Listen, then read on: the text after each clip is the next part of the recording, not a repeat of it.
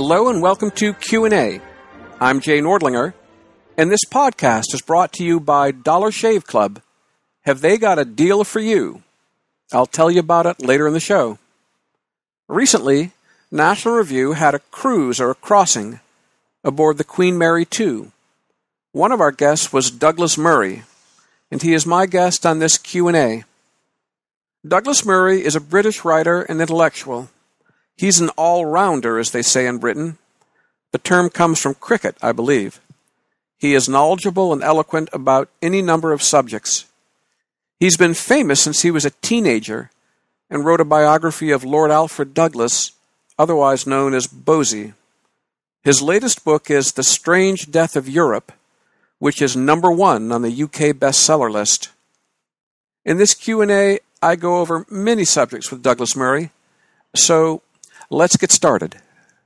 Well, Douglas, here's a funny question. Are you an Englishman or a Brit, or both? And does it matter? Some people are very touchy on the subject, and some people don't really care. Yes, some people are very touchy on it. I'm slightly touchy, I have to say. I'm British, half English, half Scottish. It's less and less common to call yourself British now. I find that it's me and people who are immigrants who've arrived quite recently. And there's a reason for that, by the way, which is that British is... You can see how you can become British, whereas becoming English or Welsh or Scots is tricky, and people sense that. Are you glad that Scotland has stayed in the Union? That's a good thing, isn't it? Oh, gosh, yes. No, someone said she purred right down the line. Oh, yes. And actually the Queen was said to have, yes, I certainly purred. I worried about that very much. If Britain fell apart, I mean, just became constituent nations, it would have been personally very upsetting, but I think it would have been politically intolerable. I mean, you know, okay, most of the wealth, GDP, comes from the south east of England, but you know, our armed forces, you know, rely on the terrific violence of the Scots, and you know, there are all sorts of other aspects of our country that rely on every corner of the land, and it would have been a catastrophe. Anyhow, it's one catastrophe that's been averted for a while, and you have to count your blessings. Where did you grow up? Are you a city kid or a country kid or what? No, I grew up in London, and so very much a city kid. I always wanted to be a country kid. I obviously know the countryside in England and Scotland very well. But yes, that very rare thing, a Londoner born and bred. So were you aware that London is a great city, or can't you really tell if you're born and bred there? Outsiders can certainly tell. Well, for you, it might have been just home. Yes, that's good to hear. Yes, it was just home. I mean, certainly bits of the city I always adored, and certain buildings and things, but that's probably the same if you grew up in Philadelphia or, you know, Gloucestershire. I mean, but yes, it is a remarkable city, and it has been rather wonderful to see it getting greater, I think, in the last couple of decades. And certainly friends, I was born in 1979, but friends who remember London in the 70s and 60s say, you know, what a sort of dour place it was, and it certainly isn't that now. No. Some older Londoners say to me that London is really not a British city anymore. It's an international city. Yes. To me, a foreigner, it seems very British, no matter what color the people are. Yes. I mean, I think that depends where you are. Tower Hamlets, one might not say was very British these days. Good point. I tend not to find myself there. No, very wisely, and I saw most people don't. But London doesn't have proper banlieue, does it? No. I mean, no one's done that as bad as the French. But I mean, we haven't done it well. But yes, I mean, I think it is true that London is an international city. It's one of those, you know, dozen or so cities around the world where you know, you can feel at home if you're an international city type. The problem, of course, always being, as I sort of endlessly obsess over, what happens when international cities become international countries. Therein lies a whole reservoir of pain. Well, Douglas, here's something that maybe you can't say, but I can say it. You had the best education obtainable, certainly in the English-speaking world. You went to Eton and Oxford. Even worse than that, Magdalen College, Oxford. I remember once being there in the winter. I was being shown around by a friend of mine, and we went to Magdalen, and there were these kids playing in the yard, snowballs and so on. And my friend said to me, "Jay, you're looking at the cream of Britain, the very, very top." So anyway, I could say that even if you won't. It's simply true. I would like David Price Jones, you went to Eton and Magdalen. Right, yes, indeed. I just had one thing, which is that in Britain, at any rate, having gone to Eton is, for some people, an enormous burden that they never... You can murder somebody, and it'll be reported in the paper as Etonian murderer. You can die, and it'll say Etonian dies. You could become rich, Etonian becomes rich, or you could become a bankrupt, and you're an Etonian who went bankrupt. But you're an Etonian. Now this, as I say, is a problem for a lot of people. I managed to shrug off the problem, not just because I feel very lucky to have enjoyed what Eton offered, but also because I was a scholarship boy, and the first member of my family to go there. So I sort of know how, having been to state schools and things through most of my upbringing, I know how lucky you are to get there. And as I say, have the slight ability to answer some critics by pointing out that I got there by merit, not by deep parental pockets. Well, Douglas, for years and years, I heard the word, indeed the charge, elite, coming from the left. Increasingly, I hear it coming from the right, said all the time, the elites. Are you an elite? Goodness. Well, are we elites?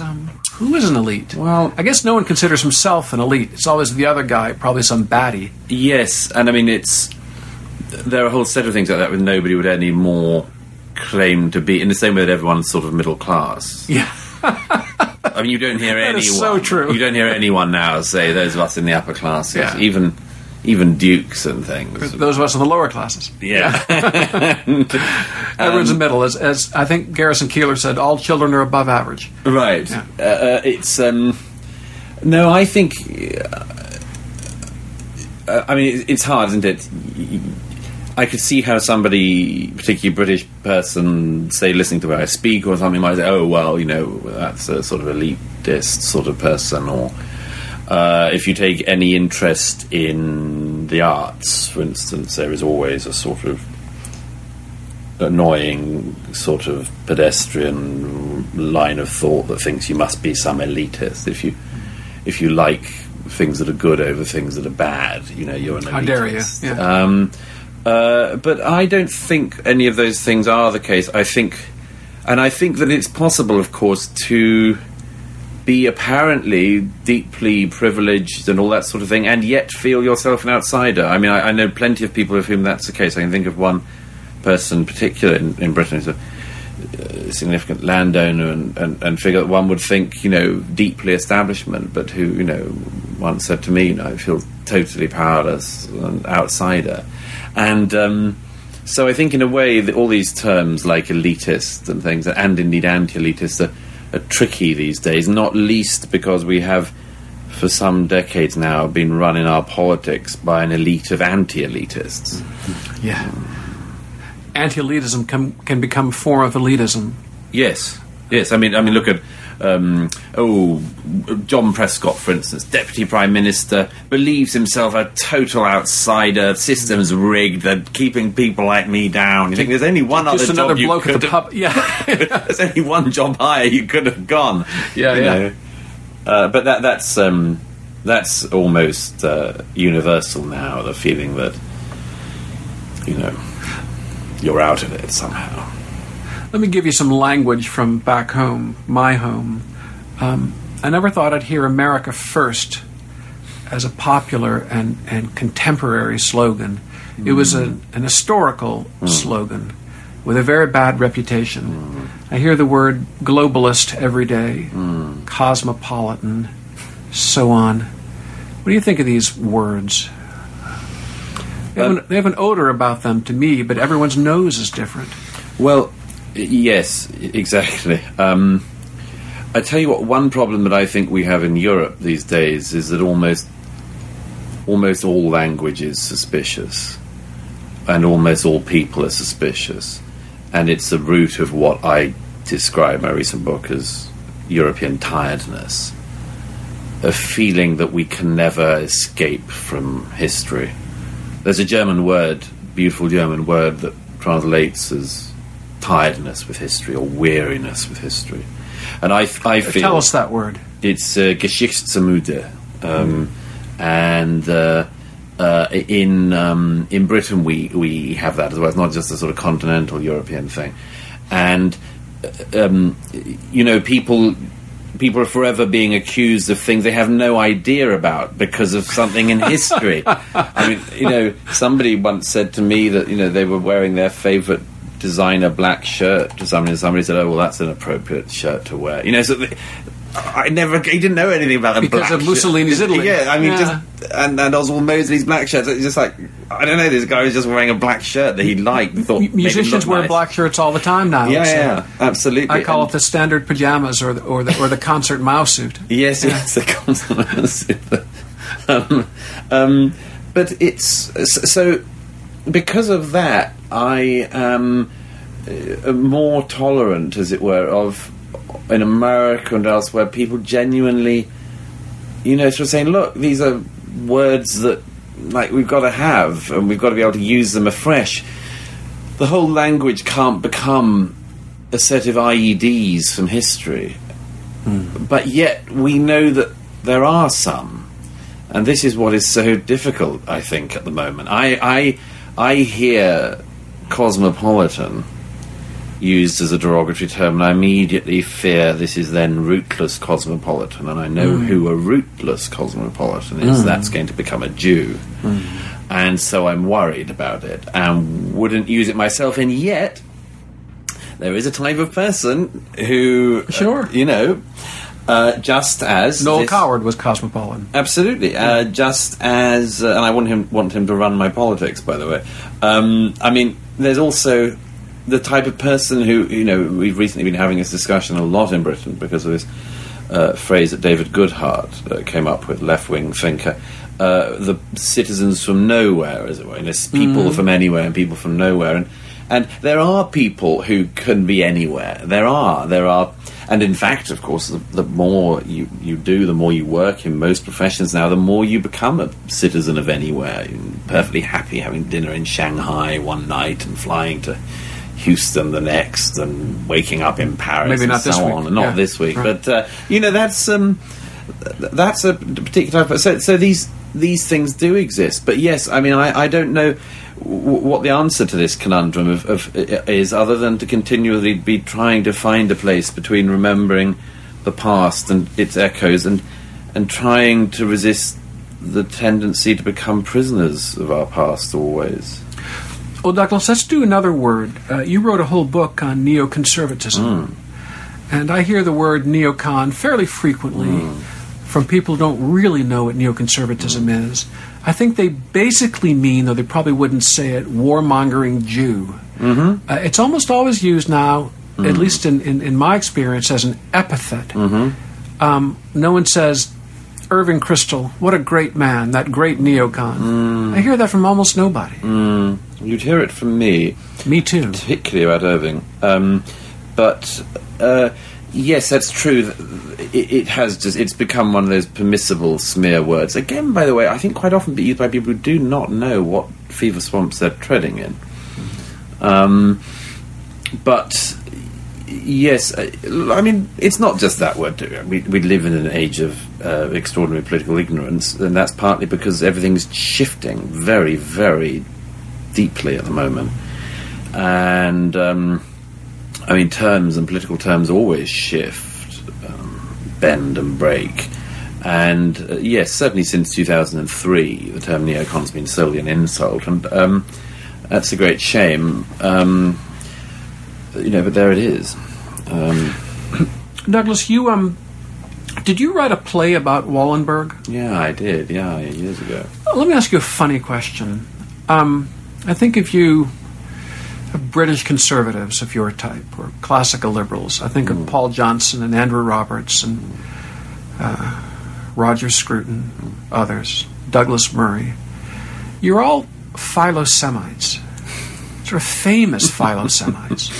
Yes. Why is that? I think Gertrude Himmelfarb, speaking of Irving Kristol, wrote a book about this, but that's interesting. What is it about you guys? I, by the way, I don't like the term Philosemite, and I wouldn't call myself a Philosemite. I'll tell you why. I know a couple of Philosemites, real Philosemites, and they worry me.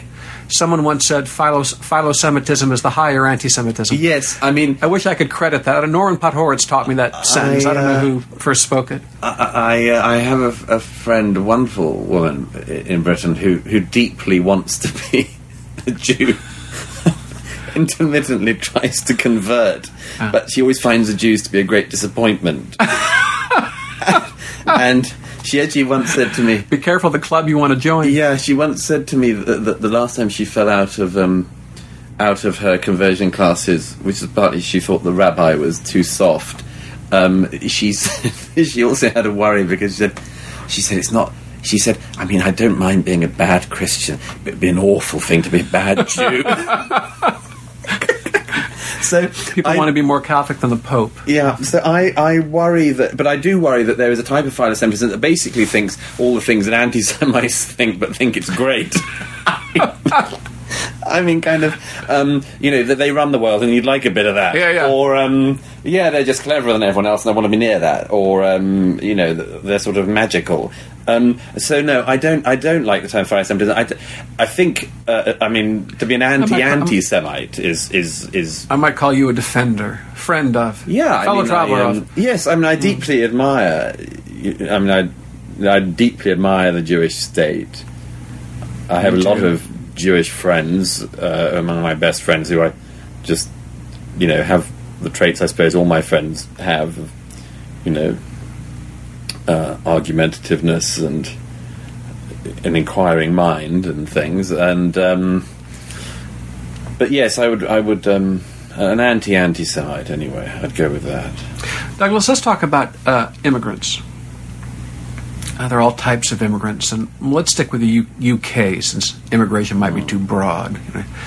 Immigrants in the UK, which is broad enough, right, for a topic. Is there something about Muslim immigrants, or the children of Muslim immigrants, that keeps them from assimilating, wanting to assimilate, that makes this a problem? Well, I think so, and it's a cause of much grief for my country.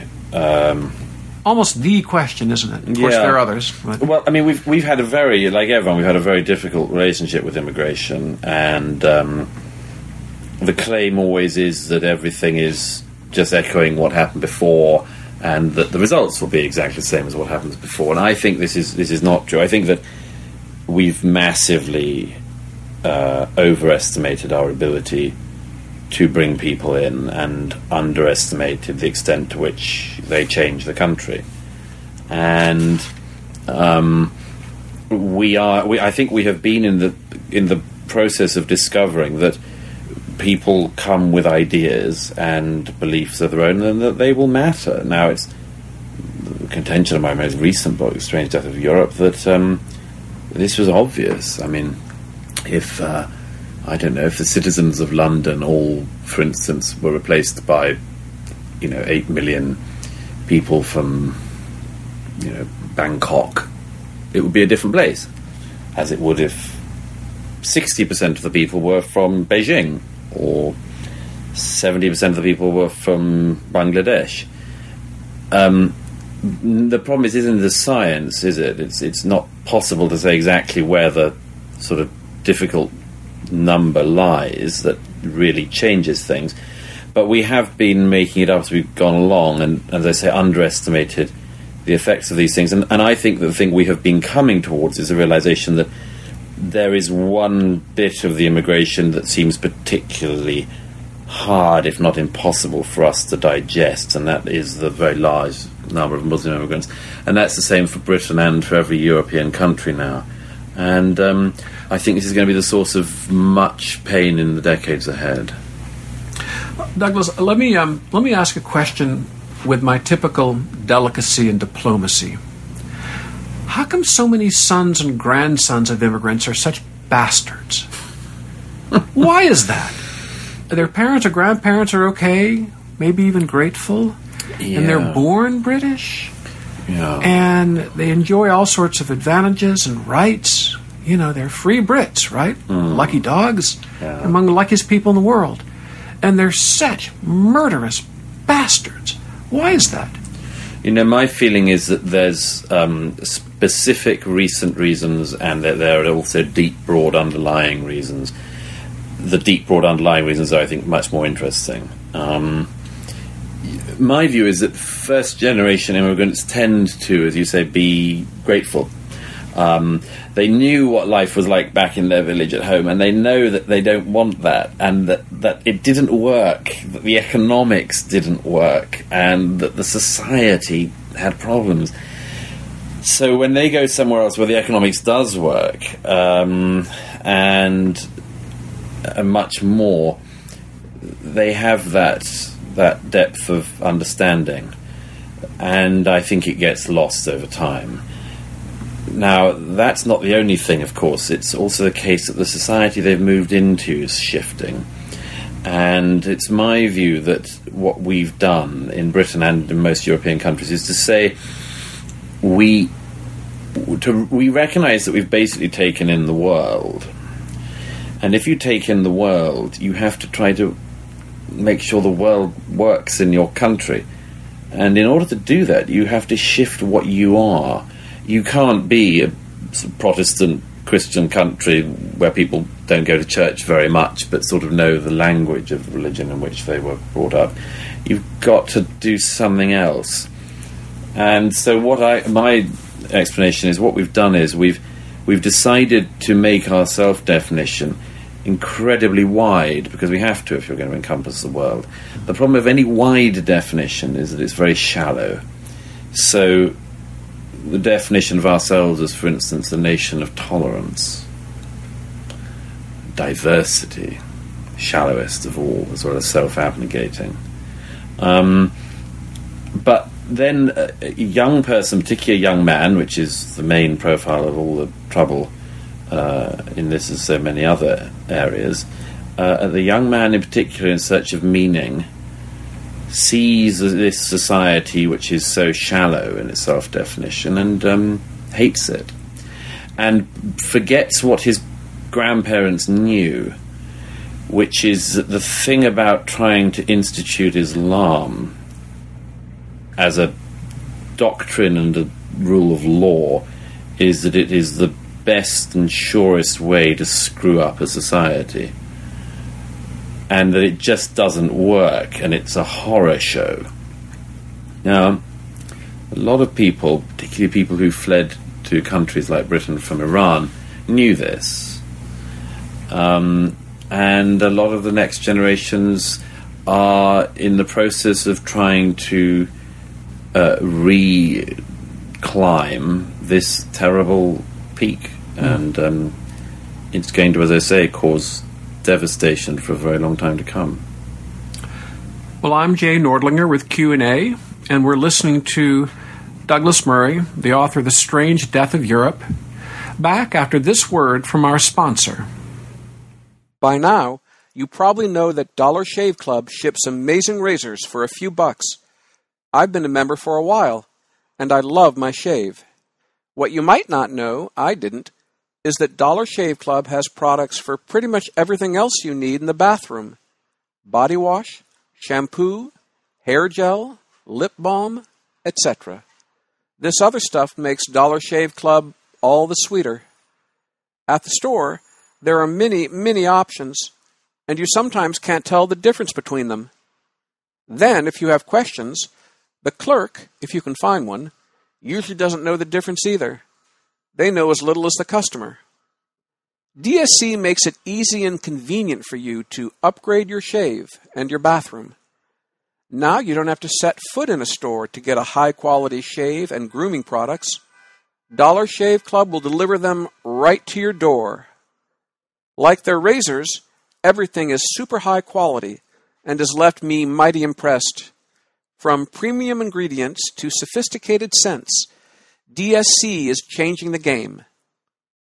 If you're tired of nonsense at the store, now's the time to try out Dollar Shave Club. For a limited time, DSC is basically giving away their starter set to new members. For only $5, this set features their executive razor and 3 trial-size versions of their most popular products. These help you stay fresh and clean. In your first box, you will receive their shave butter, body wash, and one-wipe Charlies.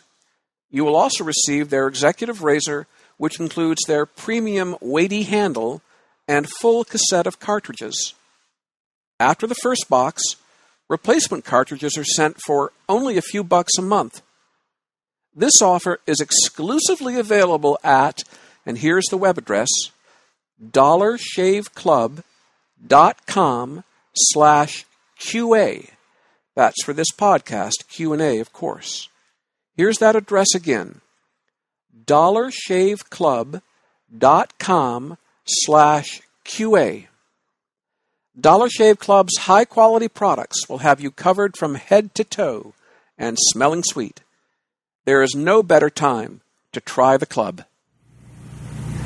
Welcome back to Q&A. I'm Jay Nordlinger, aboard the Queen Mary II on a National Review cruise or crossing or voyage, talking with a famous and important author, Douglas Murray. His latest book is The Strange Death of Europe. By the way, where does that title come from, or what title does it echo? It echoes a book, a fairly well-known book of history in the UK, something called Dangerfield, called The Strange Death of Liberal England, about how the Liberal Party sort of imploded and the consequences of that.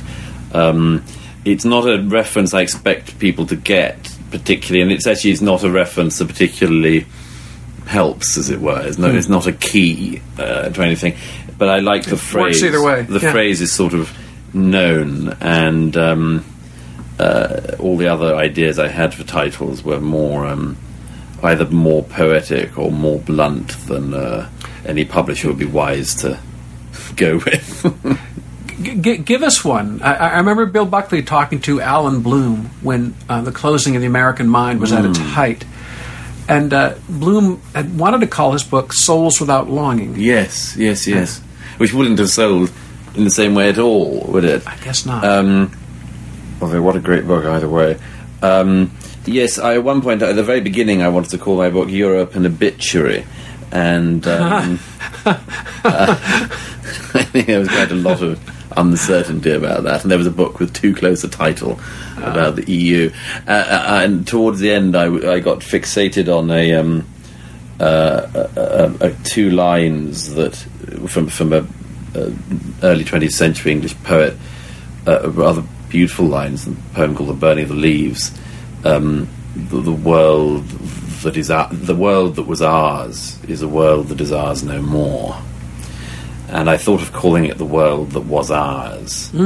And then I sort of thought, well, it was too Zweigian. Yes. I adore Zweig, Yeah. but I was conscious of not... and as I say, it doesn't explain what the book's really about. So Now, I know Zweig only as a librettist. I know he had a much greater career than that. You've never read The World of Yesterday? Oh, there's so much I haven't read, Douglas. But that's... all the paper in the world couldn't list the books. You must immediately download The World of Yesterday. I know him as one of several Strauss librettists. Oh, and all of his... he knew everyone. He saw Mahler as a boy. He was patted on the head by Brahms. He was great friends with Freud. I mean, he knew everyone. You would love it. The description of him sitting with Strauss in the stalls in the rehearsals of the operas, and Strauss telling him what he's doing. It's just incredible. Oh no, you've got to get...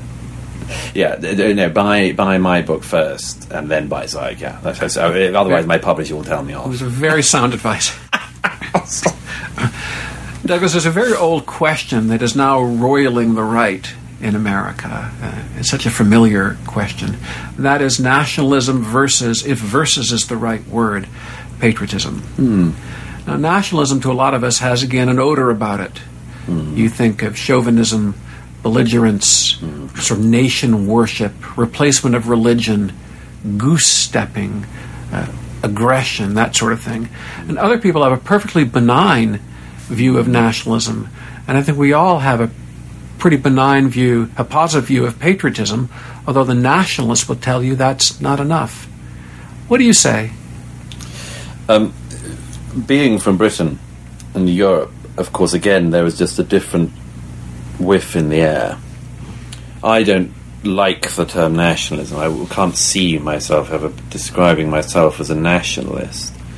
That's also partly because of a rather British view about patriotism. I was once asked by the former Prime Minister Gordon Brown and a journalist to contribute to a book of essays called Being British about 10 years ago. I've never contributed to anything that's received so little notice. But the book was sort of worthy, writing. I'll see you and raise you. Yeah, it was a sort of worthy book of people. But it did actually. For me, the one good thing is it made me think about the nature of patriotism and so on, and reread all the things you need to, like Orwell and so on. And one of the things I came to the conclusion in there, and I think I still feel it, is that I have a slight, because we know that life is basically chance and chaos within which we have to find some order.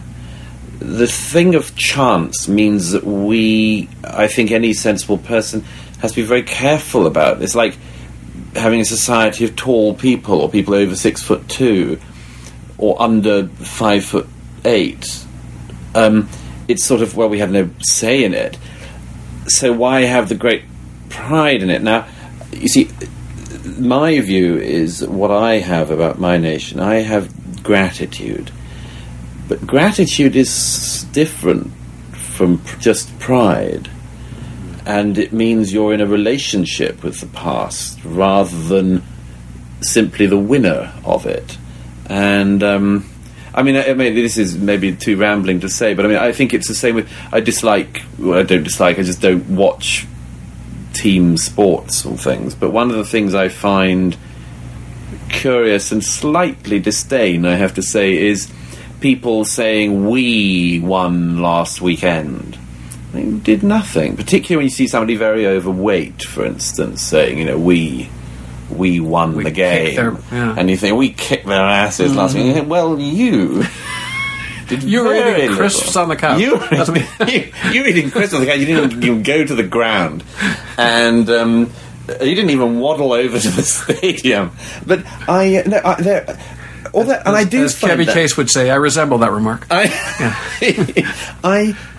So I do find that, and I think this in nations. This is a very difficult thing, because there has to be the first person plural, and we feel the first person plural of the we, the us of the nation, and there has to be that. Some people say this is doing us and them, but there has to be an us, otherwise it's just there's nothing.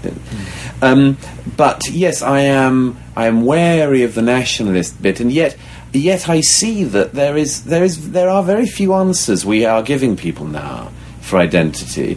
If you don't have a religious identity or a cultural identity, and both of those certainly cultural identity is pretty much not allowed, then, I think we are just opening the door for nationalism's return by deracinating the population to the state that, of course, they'll return to that.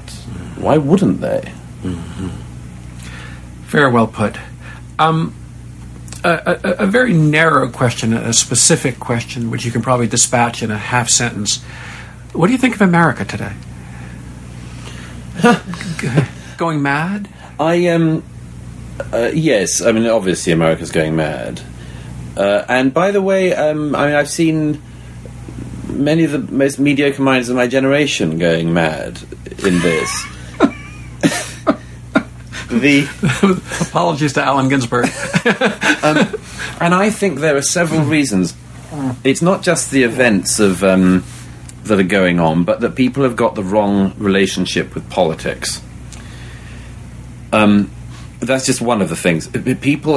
Politics is now everything, and it shouldn't be. For instance, a recent general election in the UK 2 years ago, and the Conservatives won a majority. There was a Guardian columnist who wrote a column saying that she had woken up every day since the election crying, and that every night she went to bed crying. She woke up in the morning crying, thought she'd had a terrible nightmare, realised it wasn't true, that it was a nightmare, it was real, and cried again. Now, something like that should not be in the community. They should be in a hospital for the mentally disturbed. It's not a normal way to react. I would hate it if Jeremy Corbyn's Labour Party got a majority. But I cannot see myself weeping and wailing morning, noon and night. I can see you writing furiously. Writing with extra fury. Yes, absolutely. But I mean, in politics, the other side has to win sometimes. Otherwise, it's not a democracy. So people seem to me to be very, very bad at realising that. They're very bad about being ecumenical in their friendships. So they spend everyone in America that I can see now spends all their time talking about each other and never talking to each other. And so that's just a bit of it. But the real problem you have, to become your diagnosis, a self-appointed... Our Freud. No, I'm appointing you. But the real problem is that you're splintering along these identity lines, and that's happening in my country and in Europe as well, but it's obviously far more advanced in America. I just hate this, and I hate seeing it, because I thought, for instance, in race politics, we were getting to the point where it just... what's more boring than thinking that race is everything? And we're getting back to it. We've gone back to it, and people are being told this is how they should approach politics. And it's the same thing with other groups, like women. Your politics is meant to be about whether you're, what your chromosomes are. If you're gay, there's a specific wardrobe of policy issues. This is absurd. But a lot of shysters and hucksters are pushing this, and you've got the results, or the beginning of getting the results. But I feel very sorry for you. I love America. I love Americans. I genuinely think that America is still a land of great opportunity, and it doesn't have the deep tiredness and weighed downness that I feel everywhere in Europe. And that's one of the reasons I still feel deeply energized just landing in America, and always feel 10 years younger. But this is witnessing a nation going mad, and the job now is to mend it.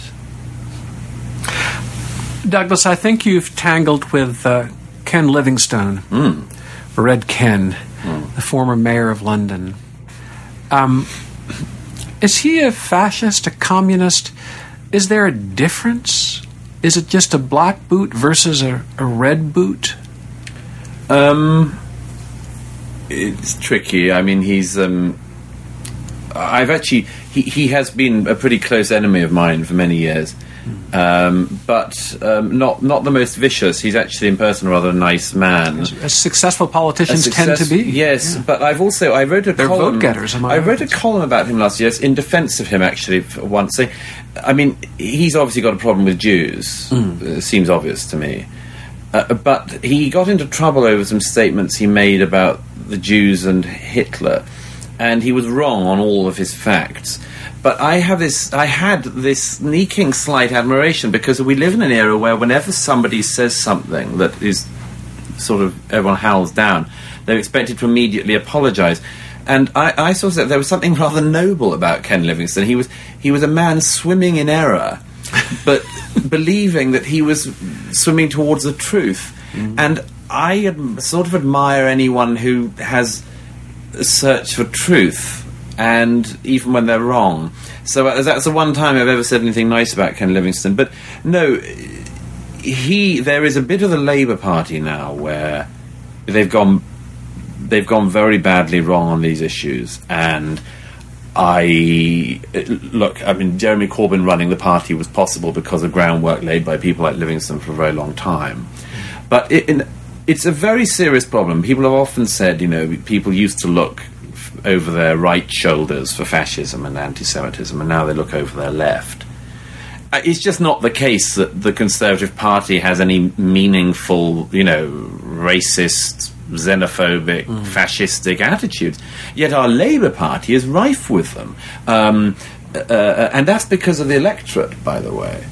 It's because of the electorate. Take a seat like Bradford in the north of England. Bradford has had 2 seats there, but among the recent years, the seats in Bradford have been held by 3 different parties. By the Respect Party. That's George Galloway. By the Liberal Democrat Party, a man called David Ward. And by the Labour Party, with a woman called Naz Shah. They have almost nothing in common other than highly anti-Israeli and more attitudes.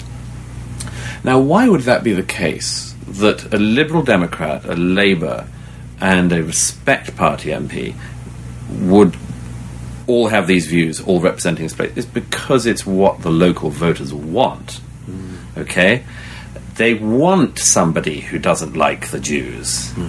I mean, this is hard for some people to grasp, but this is what happens when a country shifts and changes, and the makeup of the people changes. In a democracy, the people get their way. Absolutely, and the electors of Bradford want an anti-Semite, clearly.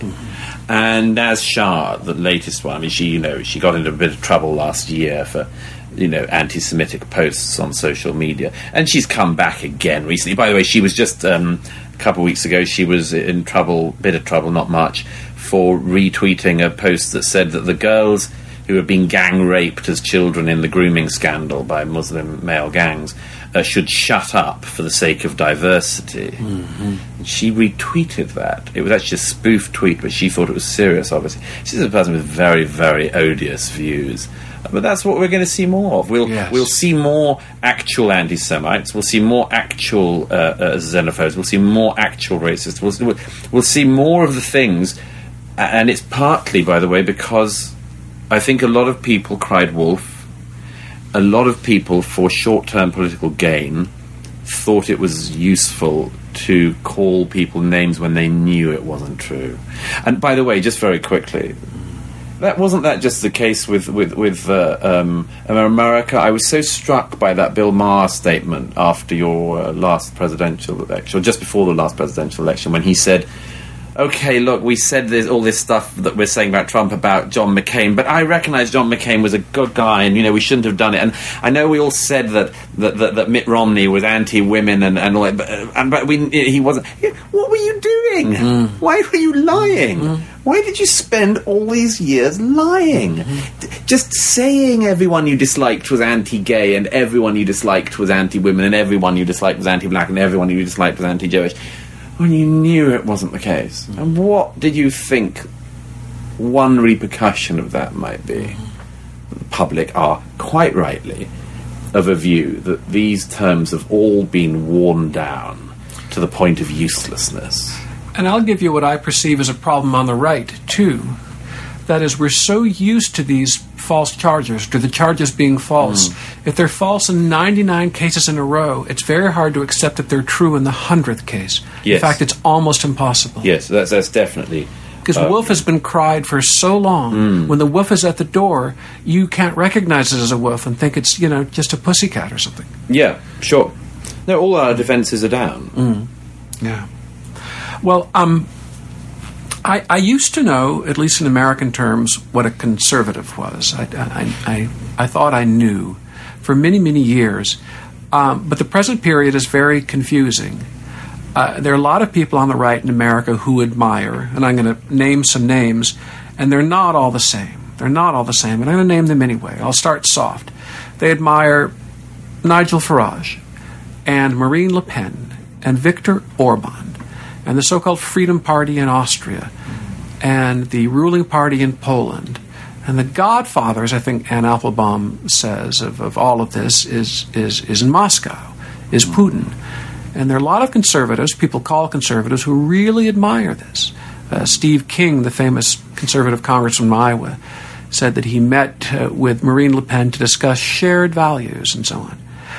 Are these conservatives? In other words, is the right in America becoming a real and proper right instead of, let's say, Reaganite, just to reach for a shorthand? Look, I think in each of the cases of the people you talk about, there's a deep level of ignorance and a deep level of difference. Let me give an example. I'm no fan of Marine Le Pen. But people said before the latest presidential election she's a Nazi, she's a fascist, and so on. I wouldn't be so sure about all that. And again, I'd be wary about it. Now, as it happens, I just think that even though she carried out an act of, patricide, if somebody said this recent French presidential election was an Oedipal election between a woman who'd killed her father and a man who was sleeping with his mother, but I wouldn't be sure that I would be safe to say that Marine Le Pen was a racist, a fascist, a Nazi, and so on. Yeah. I'd have to be very sure before I made those accusations. I said, but I don't like it. I don't like the whole Le Pen thing. Her father definitely is those things, by the way. An endless dislike for him, but. Then you go on to, well, look, Putin, that's straightforward. I mean, there are just, first of all, again, I repeat the thing, false charges. Everywhere across Europe, there are people claiming that every right-wing party is funded by Russia. And they never produce the evidence because they haven't got it. And I know of several politicians from different countries on the continent for whom this is now a great joke. All of their opponents always say, they're all funded by Putin. And they're not. And they know they're not. And their opponents know they're not, but they just say it because, again, it's useful for short-term political gain. Some have so-called friendship agreements, which is pretty clear. Yes, yeah. No, exactly. Yeah. And so there are some cases where it is the case, and then there are cases where it isn't. And then, as I say, people are using it for short-term benefit to say it's a case of everyone they dislike. But yes, there are people who stupidly look to Moscow and think this is a strong man and therefore we admire him. And I think that a big problem about everyone's understanding about Russia at the moment is that we're stuck between naives and hawks on it. And at any rate, I don't like either in this case. But as for Orban, by the way, this is very interesting. Now, you see, I have a disagreement with some people on this. I don't agree with everything that Viktor Orban does.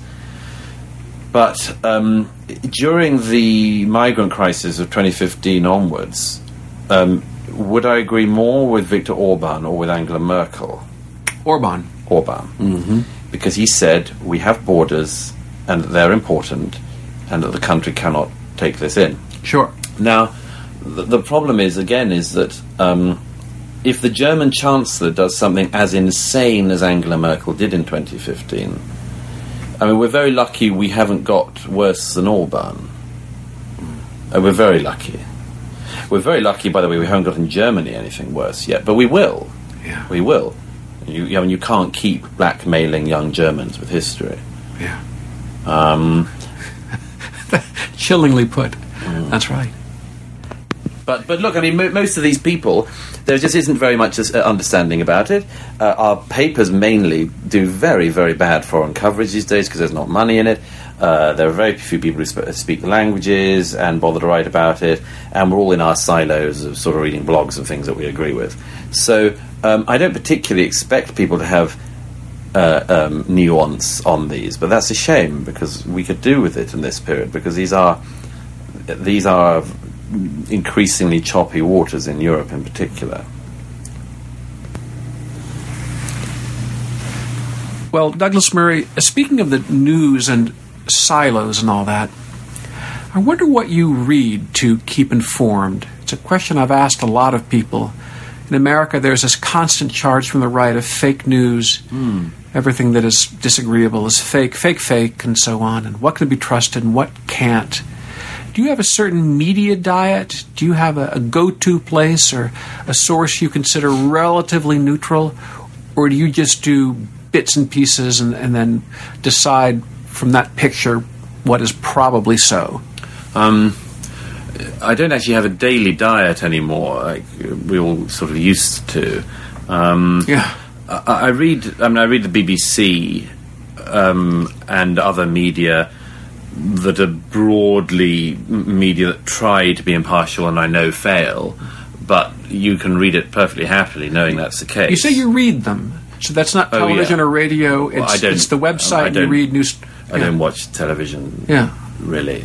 You get the same stuff in You get print. it in print form, online. And our papers in Britain, at any rate, are very bad on foreign coverage these days, sadly, so I have to sort of get that in various places, although I mean, for instance, The Guardian, which is a paper that deeply loathes me and whose feelings I reciprocate, are a good on foreign affairs. So I read that. I think in general it's a good idea to read things you disagree with. I mean, one of the things I've often noticed... I call it eating your vegetables. Yeah. Which I eat too few of. Yeah, I notice that my opponents eat nothing but hot dogs. You know, they never know what I'm actually saying. They never actually bother to do the work. It's an advantage, isn't it, in debate? Yeah, well, you would have thought. Or is it just a bore and an annoyance? Yeah, I mean, I really do read their books. I read their magazines and so on, and try to think what they're thinking for the usual, million reasons, which is that they may be right, or they may have a bit of truth in what they're saying, and you should know about it. But this is a very unpopular, unfashionable opinion to hold, obviously. By the way, the other thing is that people should just speak to people more and travel more. And, I mean, I'm amazed, by the way, at the number of people now who sound off very long pieces, very, very opinionated pieces about places they've never even been. It's extraordinary to me. Someone once said eons ago, travel is broadening, and it's true. I mean, it's a truthful cliche. It of course it broadens the mind, and you know what people are actually talking about. I'm sure you've had this experience. Whenever you land in a country you've not been to before, there's always this wonderful moment of thinking, that's what people were talking about when they, First time I went to China, I think, this is what China. that's what they were all talking about.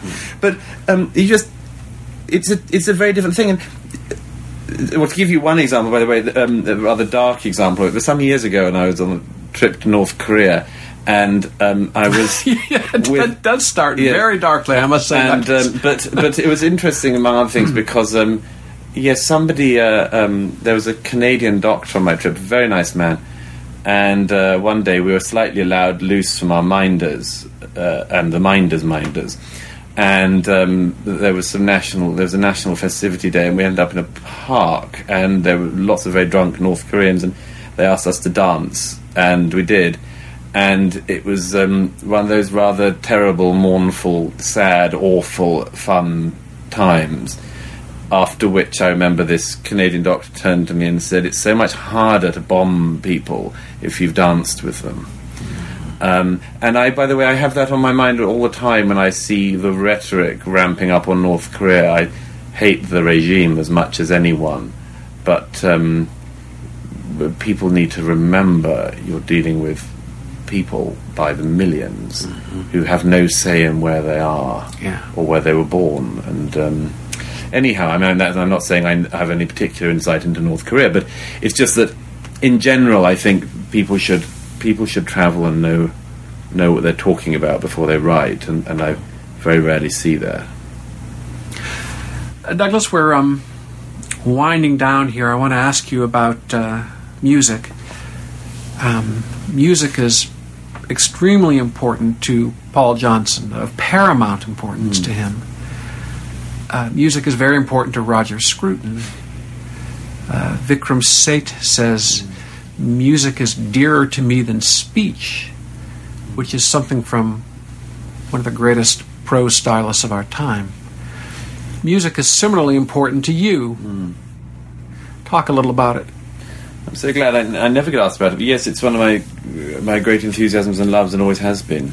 In fact, I thought I was going to be a musician in younger and happier days. I think it's lots of things. It's obviously a sort of purest form of expression of emotion and saying things you can't say in words. It's also the most fun you can have with your clothes on. Just the joy of hearing a great orchestra at its height playing a great work. That you're the closest you can get to the feeling of a form of transcendence or perception or something.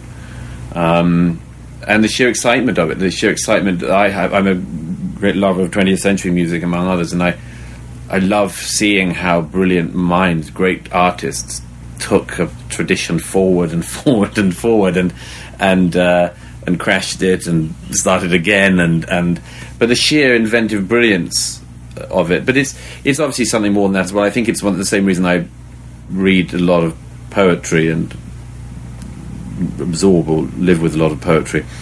W.H. Auden once said of poetry that it's an act of breaking bread with the dead. And there's something... Even rhymes. Yes, it's something in music that's the same. There's a form of what Eliot would have referred to as a communion of the dead with the living. Do you yourself compose music? I did when I was younger. I thought I was going to be a composer. A lot of composer friends still do. And it's also, it's all sorts of things, isn't it? It's the emergence of something out of nothing.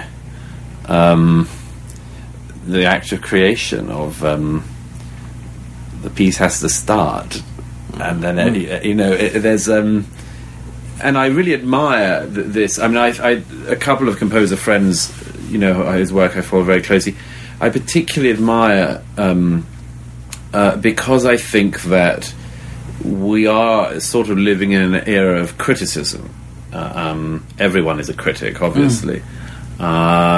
And reaction. Everyone reacts to everything all the time. Someone had better create, otherwise critics have nothing to criticize and reactors have nothing to react to. Exactly. And the funny thing is that it seems to me that in this current age in particular, the act of creation is even braver than it ever has been in some way. Because you're putting something out into this feverish, expectant, waiting to pounce culture, which includes, of course, the waiting to pounce with indifference. But I just think it's a profound yes to everything, to wish to still write and to create music and to perform music. What composers are you closest to, past and present? Or closest to now, let me say, because these things, as they say on airlines, as flight attendants say, these things shift in transit. Yes, they do. Yeah. They do. All of the obvious, but some more than others. Bach, always, and that thing when you just shout out loud with amazement at what he does in a cantata that, Deo Soli Gloria. I have that thing that at Martin Amis is a story of once going to see his father and collecting him in a pub, and King James is reading Byron's Don Juan. He said, I can't understand why everybody in this pub isn't reading Don Juan. What are they doing? Not reading Don Juan. And I have the same thing with Bach. What are you doing? Why are you doing the shopping? You haven't listened to Cantata 105. So obviously Bach. I play through on the piano all sorts of the obvious composers. I suppose to listen to actually a lot of Richard Strauss, Mahler. I love all the sort of Viennese or high romantic period with a bit just as you feel it's about to go off with over ripeness. I love that period. And among 20th century composers, Benjamin Britten, I feel deep sort of just, some kind of connection with his work. I've always found everything to speak to me at some very deep level, and he's had a very big influence. Michael Tippett, I think one of the great generous composers of the late 20th century, just extraordinary vision that he had. And there are wonderful composers writing today.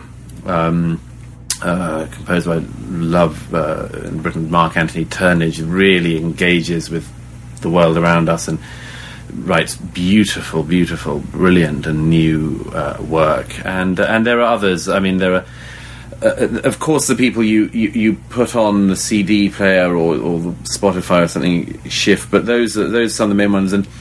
And there are just the people you would always go back to, and sometimes you discover they're not quite what you thought. But then, if there was anything reliable, I had to do an interview program in Britain where you have to choose a bit of music as well. Desert Island Discs? It actually wasn't Desert Island Discs. It was a sort of rip-off one where don't even get promised with an island trip. But and yes, I found myself selecting Thomas Tallis and Mahler. But that's a sort of surefire one. If you said to me you've only got 10 minutes left to live, and you've got a Spotify account by this, I would ask this bastard, whoever it was, to play the end of either Mahler 8 or Mahler 2, which always... Auferstehen. Yes. And that is, I mean, those are works of secular religiosity that always reduce me to tears. And what better state would you be in before dying than weeping? Well, similarly, give us some poets, please. Even if they're common ones like Keats, give us some poets. The poet I cannot live without is T.S. Eliot. I know almost all of it by heart. It's all that good. And all the time, I mean, when I first was introduced to Eliot by a school teacher, I remember exactly what he said. He said, you won't read this poem, you'll live with it. Funnily enough, I was thinking this earlier on the ship that we're currently sitting on, looking out at the ocean. This is the first time I've done a voyage like this, and I'm slightly suspicious of all sorts of things here as everywhere. And but I did have a moment earlier watching people padding up and down in the morning, and suddenly heard that voice from the wasteland, in the second movement, who says, "What shall we do? What shall we ever do?" It's true. With Eliot, you just live with it. You are living with it. You just always come back to just things. They come back into your head. So Eliot, obviously, a lot of Auden and not all of Auden, obviously. Larkin, Cavafy, I adore, and that's another thing which just comes to you at strange moments. But so much. There were some pretty wonderful poets still writing, and yes, I mean Byron is the greatest technician ever. He's the one like Bach that you punch the air and think, I can't believe you did that. I mean, when I first read Don Juan, I remember thinking, when I got to the bit where he talks about Isaac Newton, the discovery of gravity, and he says. Describes Newton as the first since Adam who could grapple with a fall or with an apple. Did you? Don't you wish you'd thought of it? Such a brilliant... Anyhow, but I mean, you just... amazing sheer fireworks. So, but there are so many... there's so much to know. Yeah. And there's so much that's great and wonderful. So let me tell you something about podcasts past.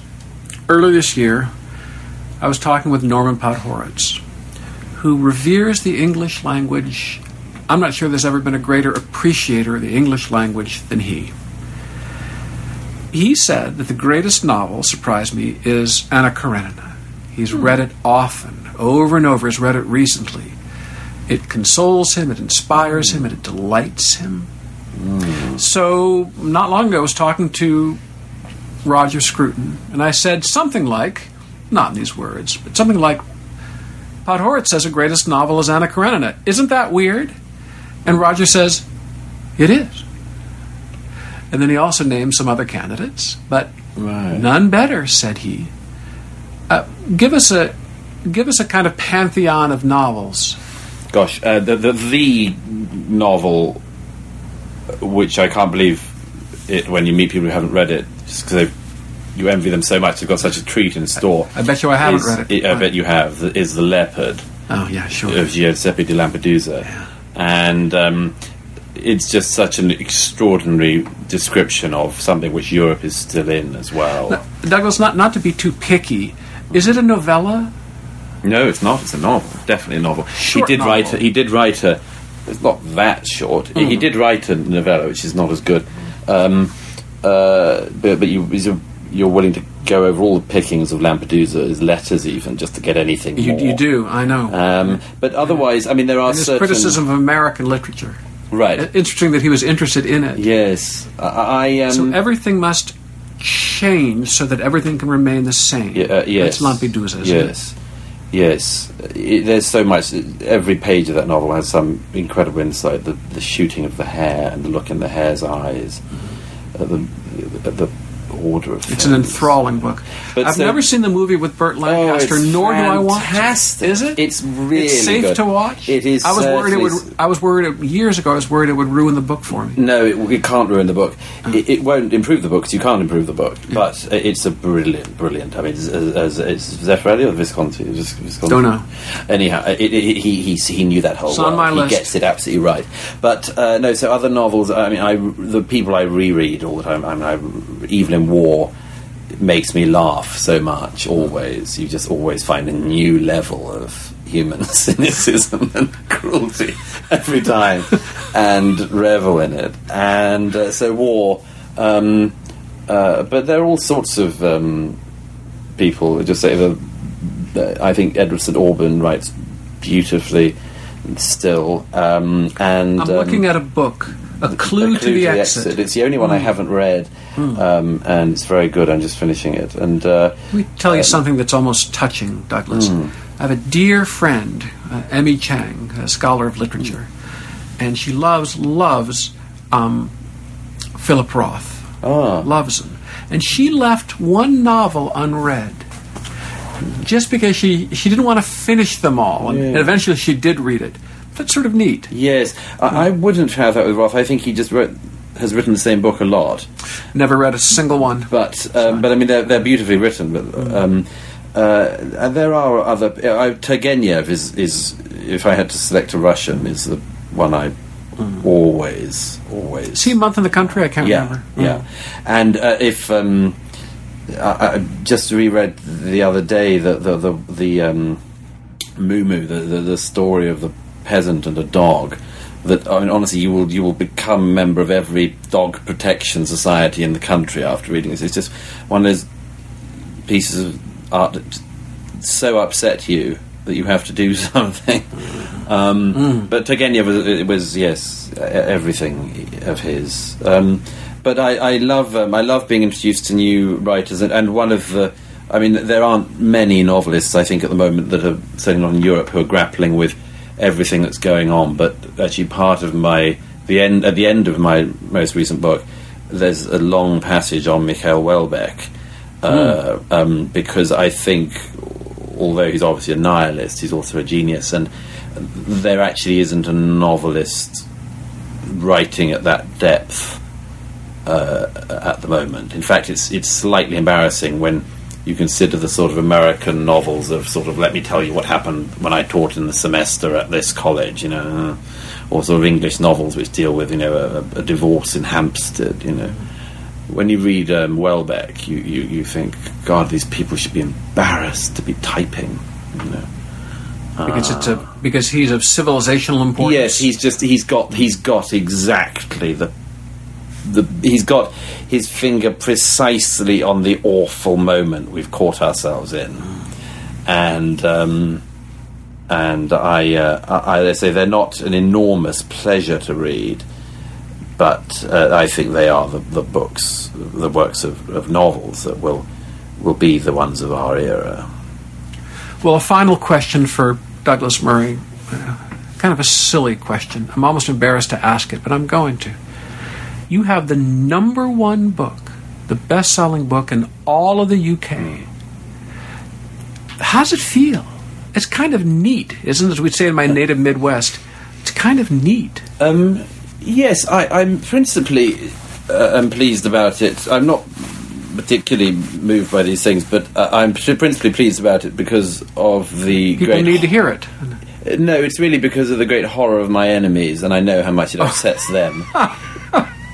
So that's my principal reason for joy. The great gnashing of my enemies' teeth. Because they know that once the book sells, they can't do anything to it. They God knows, they tried to strangle this child at birth. They tried so hard, and yet it breathed, and then they couldn't kill it. That's wonderful, I have to say. If you have enemies, I can't imagine that they've met you. I can't imagine someone meeting you and being your enemy. Is it? Oh, I'm sure that's not true. Better that they keep their distance. But they no. But anyhow, I look. I wrote my first book when I was very young, and it did very well. And damn right it did. Now, let's not be coy. You were 19, correct, when you wrote that book about Lord Alfred Douglas? I finished it when I was 19. Yes, it came out when I was 20, and so Bizet wrote the Symphony in C at 17. Yeah, no, I mean it's Mendelssohn wrote the Octet in E flat at 16. Yeah, I mean Keats wrote everything by that time. I mean, you know, I mean it's really not very impressive just to write a biography. But anyhow, I think it is. But the reason I mention it is to say that it did well, and then I wrote a couple of books that were far more niche and from which nobody could have got rich. But they were books I wanted to write, as every book I've written is. Now, this book is the book I wanted to write, and it happens to be the #1 bestseller. And I'm pleased, but I don't think it's... I mean, you know, I know that, like, maybe the next one will go back to selling 4 copies. So you can't... If you've been around at all, you know it's all chance. And all you can do is write the books you want to do, and sometimes it turns out people want to buy them and even read them. Of course, best that they buy them, but buy them and read them, and whatever they do, don't do the thing that somebody said to me recently. I liked your book so much, I've lent it to all my friends. Oh, I said, no. lent it. Get out of my sight with your lending. What are you, the Society for the Impoverishment of Authors? Ladies and gentlemen, we've been listening to Douglas Murray, man of many parts, the author of The Strange Death of Europe, and other books, and a great many articles. I'm Jay Nordlinger with Q&A. Hope you enjoyed it half as much as I did. Thanks, and so long.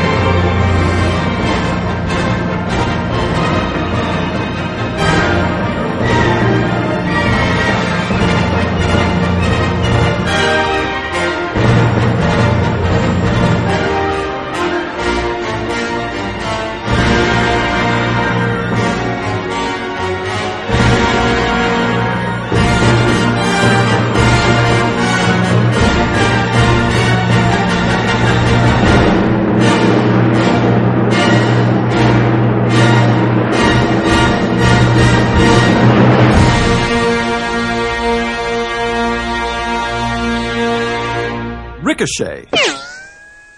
Join the conversation.